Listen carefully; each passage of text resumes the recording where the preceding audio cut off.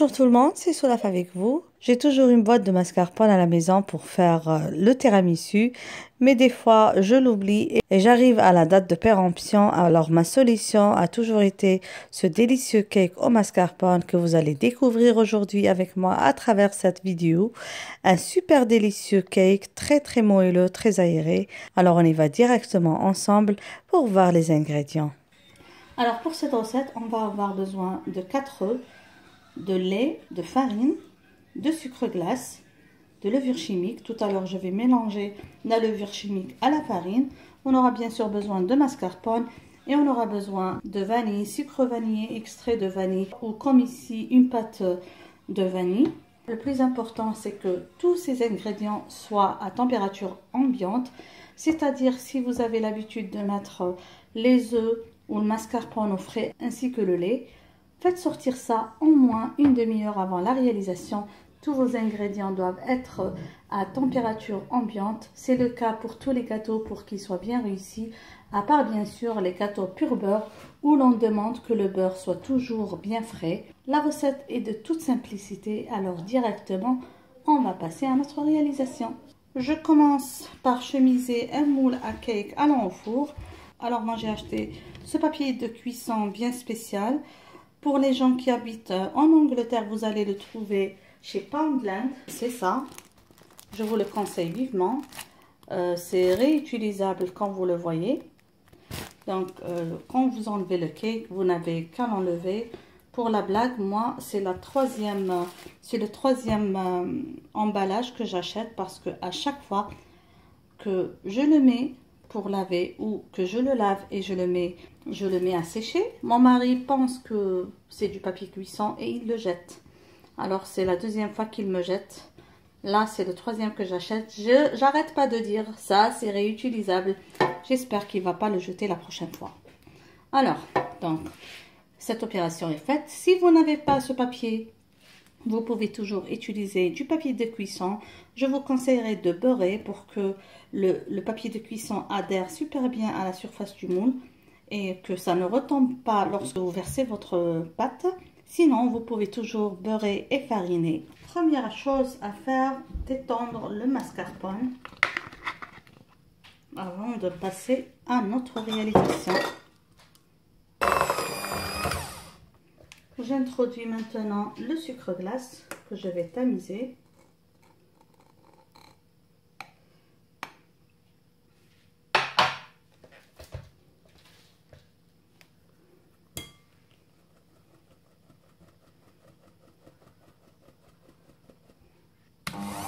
Donc là, je l'introduis tout doucement, par petite quantité.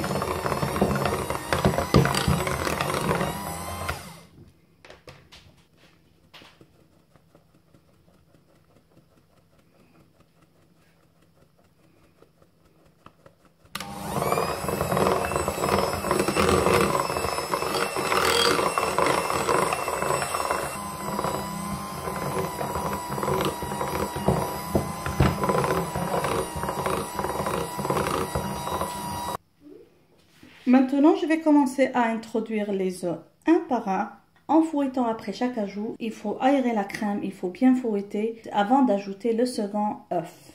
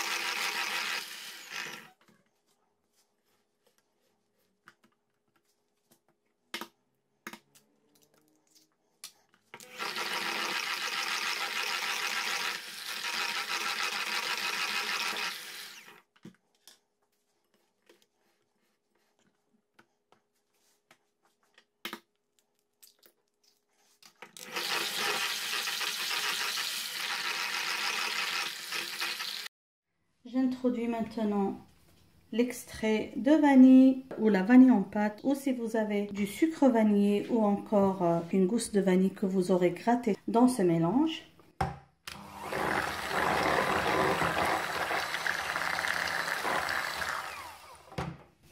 Je vais m'en passer maintenant du batteur et je vais passer à introduire la farine et le lait avec le fouet manuel. Pour ce qui est de la farine, je vais toujours, comme je vous ai dit, tamiser. J'ai ajouté à cette farine la levure chimique et je vais introduire tout doucement et alterner entre la farine et le lait.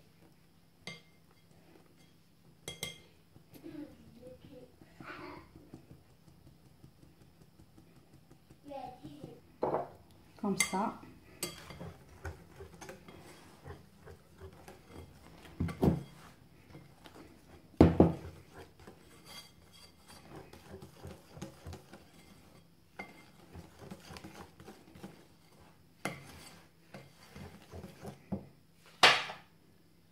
Un peu de lait.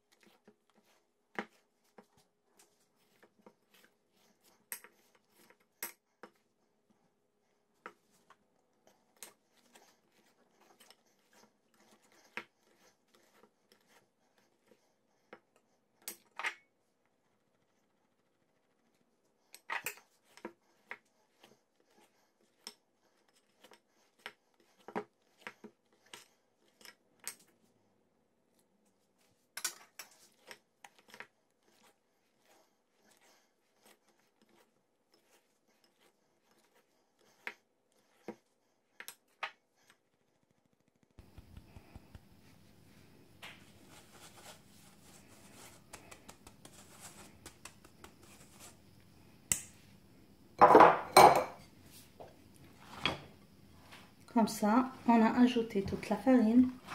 Je l'introduis tout doucement, comme vous voyez, sans trop mélanger.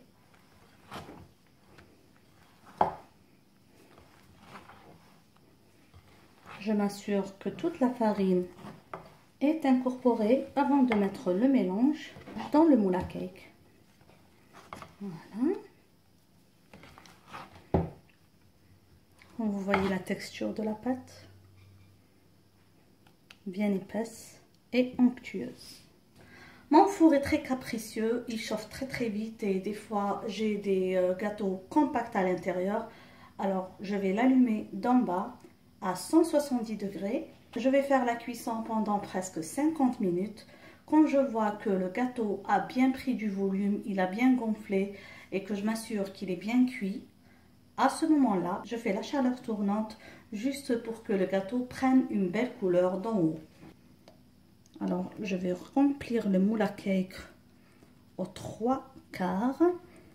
S'il me reste un peu de pâte, je peux le faire dans des moules à muffins.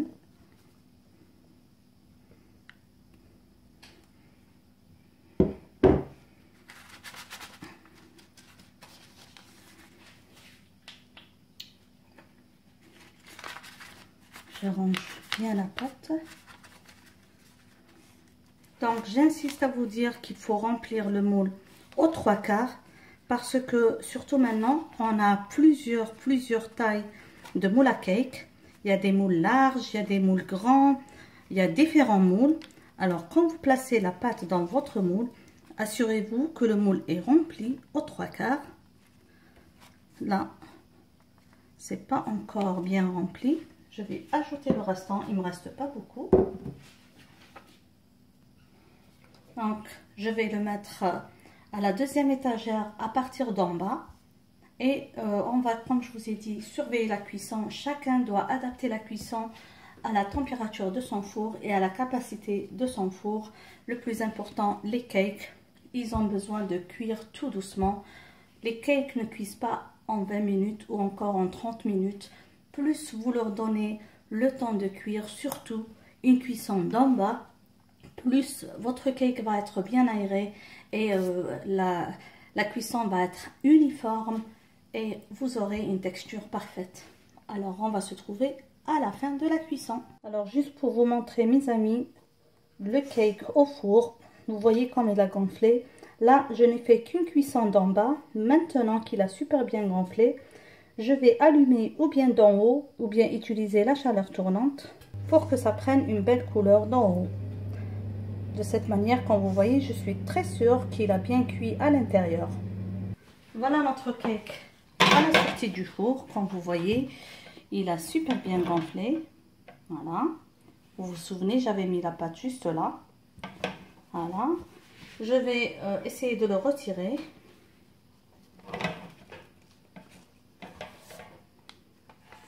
Pour que ça refroidisse bien. Voilà. Une cuisson uniforme. Comme je vous ai dit, il faut vraiment donner le temps. Voilà, je vais goûter un petit peu. Il faut vraiment donner le temps au cake de cuire à chaleur moyenne, température moyenne, et le laisser bien gonfler. Il ne faut pas se précipiter dans la cuisson des cakes pour avoir de jolis gâteaux. Je vous montre comme ça. Sa jolie hauteur. Je vais bien laisser refroidir sur une grille avant de couper dedans pour que le cake garde tout son moelleux. Si vous allez couper alors qu'il est chaud, toute la chaleur et tout le moelleux, toute la vapeur qui est à l'intérieur va se dégager du morceau coupé de la mie et vous allez avoir un gâteau qui va être trop sec et pas agréable. Alors laissez bien refroidir avant de couper dans votre cake. Sur ce, moi je vous dis merci de m'avoir suivi. N'oubliez pas, si vous avez réalisé une de mes réalisations, de partager avec moi vos photos sur mon email amourdecuisine@gmail.com ou encore sur mon groupe de Facebook ou alors sur mon groupe de WhatsApp. Je vous laisserai les liens des deux groupes en bas dans la boîte de description.